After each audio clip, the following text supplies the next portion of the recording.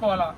అయితే ఊళ్ళో పెళ్లికి కుక్కల హడావుడి అన్నట్లు కొంతమంది అనవసరంగా నా పేరు పెట్టి నన్ను రాద్ధాంతం చేసే ప్రయత్నం చేస్తున్నారు.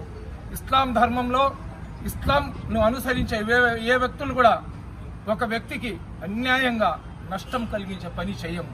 అందులో పవిత్రమైన రంజాన్ మాసంలో చిన్న బిడ్డ కాడి నుంచి చనిపోయే ముస్లిం వాళ్ళ దాకా కూడా పుణ్యమైన కార్యక్రమాలు చేస్తారు. కానీ ఒక మనిషిని జీవితాన్ని హరించడానికి ఇస్లాం అంగీకరించదు.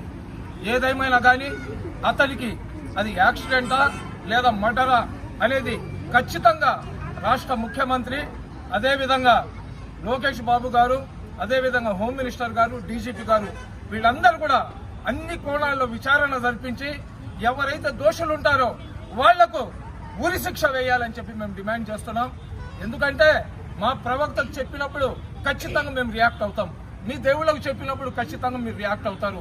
క్రైస్తవులకు చెప్పినప్పుడు, యేసు ప్రభుకు చెప్పినప్పుడు క్రైస్తవులు రియాక్ట్ అవుతారు. కానీ అతని ముఖం మేము చూడలేదు, మా ముఖం అతను చూడలేదు.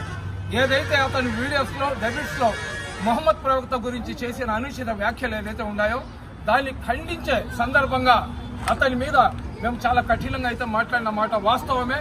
ఖచ్చితంగా అతను క్షమాపణ కోరిన తర్వాత అతనికి మేము క్షమించేసి అతని జోలికి మేము వెళ్లకుండా మా పనులు మేము చేసుకుంటున్నాం.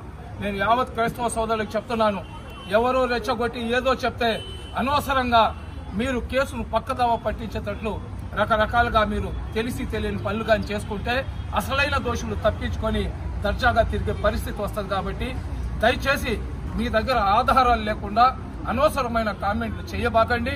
అదేవిధంగా ఎవరైతే చనిపోయినాడో అతని ఆత్మకు శాంతి కలగాలని, అదేవిధంగా వాళ్ళ కుటుంబ సభ్యులకు, వాళ్ళ బంధుమిత్రులకు అందరూ కూడా మనశ్శాంతి కలగాలని చెప్పి ప్రార్థించండి. మేము కూడా అల్లా దగ్గర అతని గురించి వాళ్ళ కుటుంబం గురించి దువా చేస్తాం. అస్సలాము అలైకుం.